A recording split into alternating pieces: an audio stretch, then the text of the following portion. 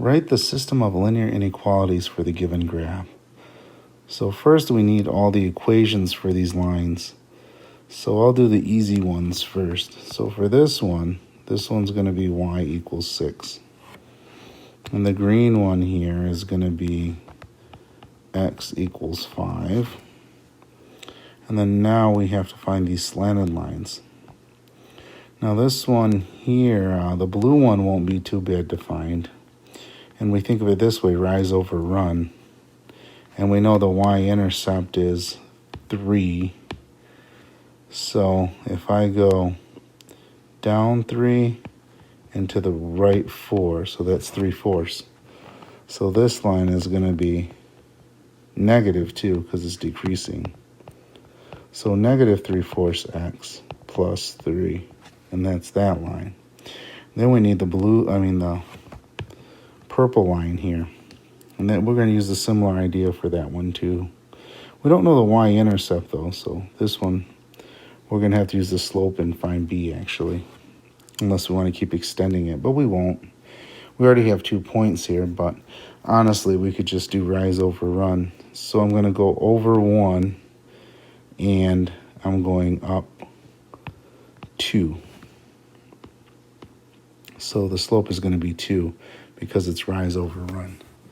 So up 2 over 1, so it's going to be 2. So we know y equals 2x plus b. And we also know a point on our line, which is 4, 0, so I can plug that in. And then I can find b here.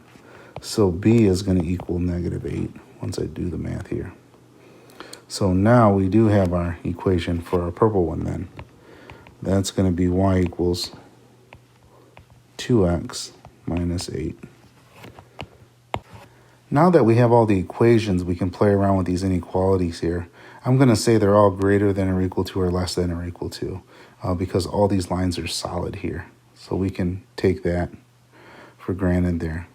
So now we got to start looking at these inequalities. So I can say that it's going to be to the left of negative 5. So I can say x is less than or equal to 5. And then for my y, I can say my y is less than or equal to 6 because it's below it. Okay, now I'm looking at the slanted lines. And it's to the left of the purple line there. So since I'm to the left of the purple line, that would be y is greater than 2x minus 8.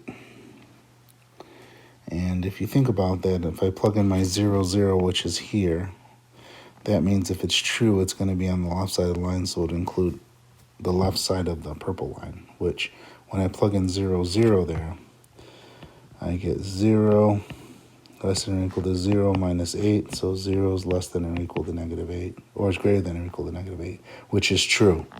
So that would be fine. So now let's look at the blue one here. So now if I picked 0, 0, I'm going to want it to be to the right of it. And I would say y is greater than. I can try that. And I could look at it this way. If I plugged in 0, 0, because 0, 0 is here, it shouldn't work. And I can see that when I plug it in, I would get 0 greater than or equal to 3, which isn't true, so it would have to be the other side. So I don't necessarily have to plug it in for the right side. If I pick the other, I know it has to be the other side if it's not that side. So I can use that to my advantage there. So this would be my system of linear inequalities for the given graph. Hopefully that helps.